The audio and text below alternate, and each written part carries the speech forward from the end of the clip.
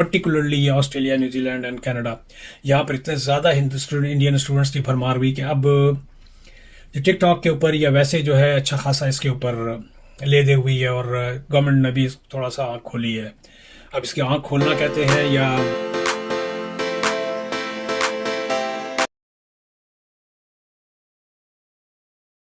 Ji we're, Canadian road tracker here. और काफ़ी लोगों ने मुझसे मेरे नाम का पूछा है, तो मेरा नाम खालिद उस्मानी है। तो मैं पहली दफ़ा रिवील कर रहा हूँ, based in मिसागा, Ontario, Canada. Canadian road tracker के नाम से मेरा चैनल है, और काफ़ी अर्से बाद मैंने वीडियोस डालनी दोबारा शुरू की हैं, और बहुत सारी रीजंस थी। चलें वो भी जिक्र कर देता हूँ बहुत जल्दी। मेरे फ्रीक्वेंट ट्रिप्स हुए थे पिछले साल या उससे पहले, पिछले पिछले 2 साल में मैंने तकरीबन 8 से 10 कंट्रीज़ को ट्रिप किया था, मैं गया था, जिसमें काफ़ी अर्सा मैं सऊदी अरब में रहा, फिर पुर्तगाल में, फिर स्पेन, और उसके बाद फिर सऊदी अरब, और फिर जॉर्डन, और फिर यरूशलेम एंड ऑल दोज एरियाज़। तो उसकी वजह से कुछ खाने पीने में कुछ बेहतियाती हुई है, जो कुछ भी हुआ उसकी वजह से मेरी काफ़ी तबीयत ख़राब हो गई थी, और इवन हार्ट का भी आर्जा हो गया था। क्योंकि सऊदी अरब में ये होता था कि मदीना में अमूमन हम लोग तो लेट फ़कीर होते हैं, फजर पे बहुत लेट उठना, फिर उसके बाद अजान के ऊपर मेरा 15 मिनट के रास्ते डिस्टेंस के ऊपर था। मैं मस्जिद कुबा वाली साइड पे था, वहाँ से भी 15 मिनट के डिस्टेंस पे थे मस्जिद नबी। तो भाग के जब तेज़ जाया करता था तो सीने में मुझे हल्का सा यहाँ पर पेन होता था। तो मैं जब वापस यहाँ पर आया तो I had a serious issues. तो डॉक्टर्स ने मुझे फिर जो कुछ भी हुआ एक लंबी दास्तान है। खैर, I am out of that challenge. अंदर क्या पक रहा है कुछ नहीं पता, लेकिन मुझे डॉक्टर्स ने ओके सिग्नल दे दिया। इसके अलावा और बेतहाशा दूसरे आर्जे हो गए थे।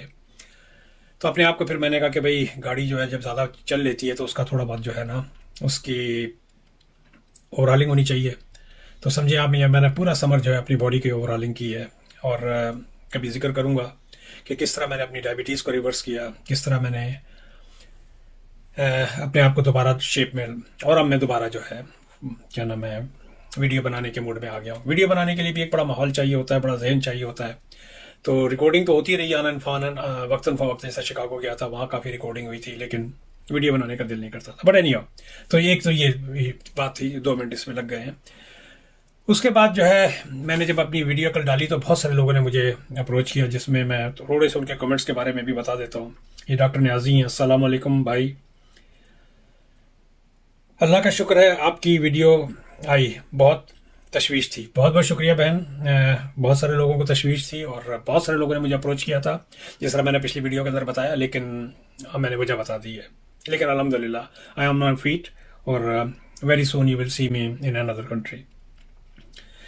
इसी तरह PVC 5137 है, glad to see you back, looking forward to seeing your videos. Thank you जी, थैंक यू। उसके बाद है सुमित त्यागी ने कहा, glad to see you back sir, I am your life long subscriber, hope you are well and healthy. तो अल्हम्दुलिल्लाह जी त्यागी साहब, बहुत बहुत शुक्रिया। मुदस्सिर साहब ने कहा, nice to see you again. जान ने कहा, करेक्ट सर, कहाँ है आप।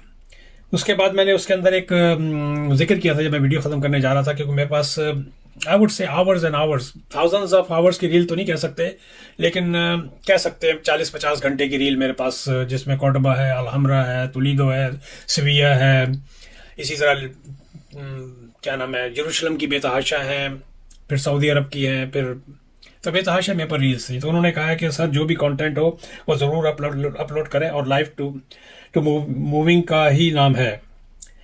आप जिस सिटी में भी जाते हैं वहाँ के home expense, grocery, travelling, net वगैरह का कोई आइडिया दे, ज़रूर लोगों को फ़ायदा होगा। बिल्कुल जी, मैं बिल्कुल, मेरा नेक्स्ट ट्रिप जो है, मैं जब पहली फरवरी को, पहली नवंबर को मेरा ट्रिप जो है शुरू हो रहा है, और मैं वन वे टिकट लेके जा रहा हूँ।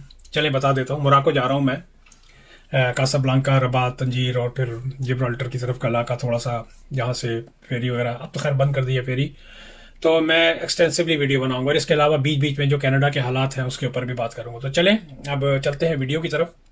और रोज़ आपको नहीं तो एटलीस्ट हफ्ते में मेरी 5 वीडियो ज़रूर आएंगी। क्यों, उसकी एक वजह ये भी थी कि मैं रोज़ देखता था कितने सब्सक्राइबर ड्रॉप हुए हैं। तो मैं अच्छे खासे सब्सक्राइबर्स के ऊपर उछाल में ले गया था, लेकिन वो फिर तो आपको पता है, यूट्यूब हो या टिकटॉक हो या आपका फेसबुक हो, तो आहिस्ता आहिस्ता आप, अगर आप एक्टिव नहीं होते हैं, तो आपके जो सब्सक्राइबर्स हैं वो ड्रॉप होने शुरू हो जाते हैं। तो और प्लस वीडियो जो है आपको बहुत ही एक्टिव रखती है। अगर आप वीडियो बनाते हैं तो आपका माइंड चलता है, और उस रेफरेंस से मैंने दोबारा वीडियोस को शुरू किया। तो चले, ये वीडियो जो है मैं बना रहा हूँ, ये इसको मैं कोई भी ड्राइविंग की वीडियो है मिसागा के अंदर या टोरंटो में, मिजोरम में, बेतहाशा मेरी वीडियो जो है डिफरेंट ट्रिप्स हैं। रिचमंड हिल है, वॉन है, नॉर्थ यॉर्क है, आपका जॉर्ज टाउन है, और फिर टोरंटो की तरफ कई ट्रिप मेरे लगते रहे, लेकिन वो इस फ़ोन के अंदर ही रह गए और या मेरी गोप्रो के अंदर ही दफन हो गए।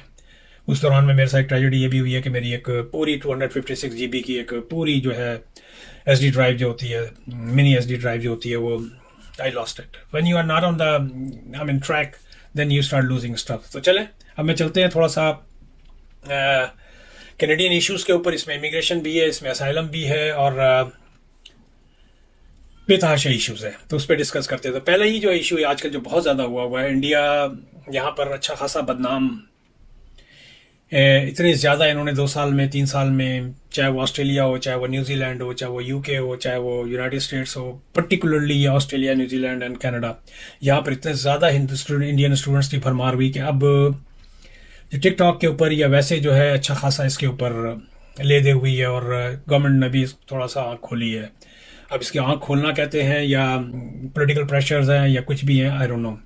तो आजकल दबा के इंडियन वीज़े जो है वो रिफ्यूज़ हो रहे हैं, और अब बाकायदा इसके ऊपर इन्वेस्टिगेशन होती है। अक्सर अगर उनको पता लग जाए कि वहाँ से आइल्स के फ्रॉडुलेंट पेपर्स लगे हैं या एजेंट्स ने पैसे खाए हैं, तो उसके ऊपर वो इन्वेस्टिगेशन शुरू हो जाती है। और यहाँ पर इन्होंने इसको काफ़ी हद तक जो है कंट्रोल करने की आगे कोशिश कर रहे हैं, और उसकी वजह से ऑब्वियसली दूसरी बहुत सारी इश्यूज हुए हैं। और इसकी वजह से हुआ क्या है कि लोकल्स के अंदर बहुत ज़्यादा नफरत हो गई है। उसमें हमारे जो इंडियंस हैं या जो भी कह लें हाईलाइट ही हो जाते हैं पगड़ी की वजह से, बाकी तो हम लोग सब एक ही हैं भाई। तो मैंने खुद पर्सनली जो है ना वॉलमार्ट की लाइन में इधर उधर जो है ना, अगर कोई गोरा आगे या पीछे है और आप थोड़ा सा भी किसी वजह से आपका कार्ड जो है आप निकाल नहीं पा रहे हैं, तो उनकी जो नफरत का जो एक वो है, तो इसको सारे ही फेस कर रहे हैं। इसके बाद एक क्वेश्चन मेरे पास आया था, अभी एक वीडियो मैंने डाली थी, बल्कि इसी वीडियो के अंदर है, वो पुरानी वीडियो लेकिन क्वेश्चन अभी आया है, ये OAS के बारे में, ओल्ड एज सिक्योरिटी किसको मिलती है। तो भाई एक साहब हैं, उन्होंने दिया कि जी मुझे 3 साल हो गए, 4 साल हो गए और मुझे ओल्ड एज सिक्योरिटी क्यों नहीं मिल रही है और मेरे लिए। तो मैं थोड़ा सा ओल्ड एज सिक्योरिटी के बारे में बता दूं, ये उन बूढ़े लोगों के लिए है जो इस मुल्क के अंदर 10 साल अगर रह रहे होते हैं, 10 साल से या उससे ज़्यादा, तो उसी हिसाब से उनको ओल्ड एज सिक्योरिटी मिलती है वंस दे क्रॉस 65। इसमें गारंटेड इनकम सप्लीमेंट भी होती है और CPP भी होता है। तो CPP तो 60 के बाद अगर आप 64 में भी आए, 64 साल की उम्र में भी आए और आपने 1 साल भी काम किया, तो आपको CPP मिल जाएगा क्योंकि आपने कंट्रीब्यूट किया है। OAS के बारे में, जो ओल्ड एज सिक्योरिटी होती है, उसके बारे में मैं बता देता हूँ। मैंने उनको कहा था कि मैं वीडियो में इसका जवाब दे दूंगा। तो ओल्ड एज सिक्योरिटी उनको मिलती है जिन्होंने 10 साल इस मुल्क में अगर वो रहे हुए हैं, उन्होंने कुछ कंट्रीब्यूट किया हुआ है। तो उनका ये कहना था कि मेरे बच्चे तो यहाँ पर टैक्स भर रहे हैं, तो भैया जब बच्चे बड़े होंगे तो उनको मिलेगा। तो इसलिए जन ओल्ड एज सिक्योरिटी के लिए मैं बहुत ही ब्रीफ करके बता रहा हूँ, क्योंकि आगे बहुत सारे कमेंट्स हैं। तो आपको 10 साल अगर आप इस मुल्क में रहे हुए तो आपको ओल्ड एज सिक्योरिटी मिलेगा। उसके बाद आ जाता है, एक क्वेश्चन आया था मेरे पास, ये पिछले क्वेश्चंस हैं उनके जवाब में निकाल के दे रहा हूँ। असाइलम का क्या तरीकेकार होता है। तो असाइलम का जो मोस्टली जो लोग जो प्रोफेशनल असाइलीज होते हैं, जो लेना वाकई जानते हैं, उनकी पूरी प्रिपरेशन होती है, तो वो पहले से ही जो यहाँ पर लॉयर्स होते हैं उनसे वो पहले से ही कांटेक्ट करके रखते हैं। और जब एयरपोर्ट पे आते हैं, CBSA officer, Canadian border security का जो ऑफिसर उनसे बात करता है, तो उसी वक्त वो जो है, चाहे वो इंडिया से हो, पाकिस्तान से हो, श्रीलंका से हो, बांग्लादेश से हो, कहीं से भी हो, या अफगानिस्तान से हो, तो वो जो है CBSA ऑफिसर को उसी वक्त कहते हैं कि जी हमने असाइलम अप्लाई करना है। और उनका कॉन्ट्रैक्ट चूँकि लॉयर से होता है, तो बाहर उनका लॉयर खड़ा हुआ होता है और वो उनकी प्रॉपर जो है स्टोरी तैयार करता है या जो कुछ भी होता है। उसके अंदर मैं ये नहीं कहता कि आपको असाइलम लेना चाहिए नहीं लेना चाहिए, अच्छी चीज़ है बुरी चीज़ है, ये मैं इससे का कोई ताल्लुक नहीं, मैं एक प्रोसीजर बता रहा हूँ। अगर आपकी कहानी बड़ी पक्की है, जिसको पाकिस्तान की अगर मैं मिसाल कर देता हूँ, अगर पाकिस्तान में अगर आप किसी माइनॉरिटी से आपका ताल्लुक रखते हैं तो आपकी स्टोरी स्ट्रांग हो जाती है। लेकिन हर कोई अगर चाहे कि वो असाइलम अप्लाई कर दे और वो कामयाब हो जाएगा, तो उसके लिए पीछे प्रॉपर डॉक्यूमेंटेशन आपकी होनी चाहिए और आपके पास एक अच्छा लॉयर होना चाहिए। अगर आप इसमें कंजूसी दिखाते हैं कि जी वो गवर्नमेंट का लॉयर मिल जाएगा, हम तो चलो इस दौरान में आपको, अच्छा जैसे ही आपको CBSA ऑफिसर आपको वो देता है, तो उसके साथ ही आपको वर्क परमिट भी इशू हो जाता है कुछ दिनों के बाद आपको वर्क परमिट भी इशू हो जाता है। और अच्छे खासे एक आम आदमी तो नहीं कमा पाता जितना असाइलम सीकर्स को अगर फैमिली के साथ है पैसा मिलता है यहाँ पर। तो गवर्नमेंट ने चूंकि इसको बंद नहीं कर सकती है, चार्टर है UNO का, गालबन मैंने जब कोर्स किया था उस वक्त पढ़ा था 51 है कोई UNO का या 69 है, उसके तहत कैनेडियन गवर्नमेंट जो है ना इसको रिफ्यूज़ नहीं कर सकती। उनको असाइलम देना होता है, लेकिन उनको कंफर्म करना होता है कि are you the legit applicant और you are just based on the fake papers and stuff. Pakistan में जिस तरह माइनॉरिटीज़ हैं, हज़ारे के लोग हैं, या जिस तरह कुछ जगहों पे शिया हजरात हैं, या और दूसरी माइनॉरिटीज़ हैं, मैं सबके नाम नहीं ले पाऊंगा, तो डेफिनेटली उनके चांसेस होते हैं। लेकिन हर कोई अगर चाहे कि जी आजकल अच्छा पॉलिटिकल असाइलम जो होता है वो उसके अंदर ये होता है कि गवर्नमेंट की उसके ऊपर बेस कर, जैसा पीटीआई वाले आजकल बहुत ज़्यादा ताब में है, जो मैं सुनता हूँ या पढ़ता हूँ, मेरा पॉलिटिक्स से कोई ताल्लुक नहीं है। तो यकीनी बात है, लेकिन कल को अगर 1 साल बाद जब तक उनका केस का डिसीजन नहीं होता, और फर्स्ट की अगर पीटीआई आ जाती है किसी वजह से, क्योंकि इससे पहले हमने काफ़ी केसेस सुने थे जब नून लीग के ऊपर वो होता था, तो नून लीग वाले, कल को नून लीग आ गई या पीटीआई पीपल पार्टी की तरफ से है और कल को पीपल पार्टी आ गई, तो यहाँ पर केस उसका वहीं के वहीं टाई फिश हो जाता है। लेकिन आपके डॉक्यूमेंट्स बहुत ही पक्के होने चाहिए। डॉक्यूमेंट्स अगर आपके पक्के हैं, सच्चे हैं, तो डेफिनेटली यहाँ की गवर्नमेंट ने चूंकि कुछ यूएनओ के चार्टर्स के उसके प्रोटोकॉल्स को उन्होंने साइन किया हुआ है, तो ये आपको, ये नहीं कहते कि ये मजबूर है, ये बाउंड है उसके तहत, लेकिन डेफिनेटली कनाडा जो ह्यूमैनिटेरियन ग्राउंड के ऊपर बहुत लोगों को वो करता है। एक और इसके ऊपर एक खबर है, बल्कि मैं कह सकता हूँ कि स्टूडेंट्स से रिलेटेड जो यहाँ पर बहुत ज़्यादा सख्तियाँ हुई हैं और बहुत सारे जो स्टूडेंट्स हैं वो असाइलम अप्लाई कर रहे हैं, तो उनके चांसेस मेरे हिसाब से बहुत ही कम हैं। और 5-5 हज़ार 6-6 हज़ार हर महीने जो एप्लीकेशंस जा रही हैं, इसमें कई पिछली वीडियोस में भी मैंने जिक्र किया था कि कैनेडियन कई प्रोविंसेस हैं उन्होंने हाथ उठाने शुरू कर दिए हैं। और इसी तरह जो है बॉर्डर क्रॉस करके यूएसए की तरफ भी लोग जा रहे हैं, और उस वहाँ पर फिर यूएसए और कनाडा का जो एग्रीमेंट है, थर्ड पार्टी एग्रीमेंट जो है, उसमें चांसेस बहुत ही कम होते हैं। इसमें एक बात और कहता चलूँ मैं, एक खबर एक और भी है कि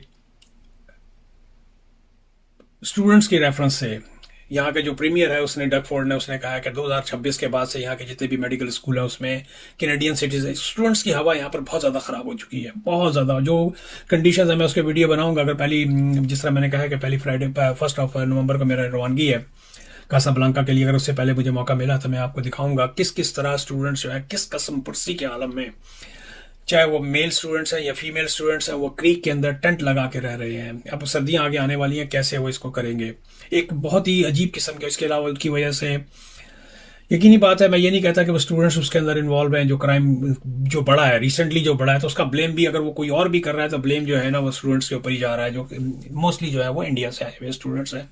तो एनी हाउ, तो एक तो ये बात हो गई। रिपोर्ट का भी मैंने बता दिया कि उन्होंने कहा है कि 2026 से जो है यहाँ पर मेडिकल स्टूडेंट्स होंगे। और लास्ट क्वेश्चन जो मुझे आया था वो भी एक पुरानी वीडियो से कमेंट्स के अंदर आया हुआ था, तो मैंने कमेंट्स के अंदर से निकाल के मैं क्वेश्चन जो है उसके ऊपर ये वीडियो बना रहा हूँ कि अगर आप दुबई में रह रहे हैं तो क्या यूएसए अच्छा है या कनाडा अच्छा है या दुबई ही अच्छा है, क्या हमें दुबई में ही रहना चाहिए? तो मेरे भाई, अगर आप दुबई में मिलियंस भी कमा रहे हैं ना तो आप पैदल हैं।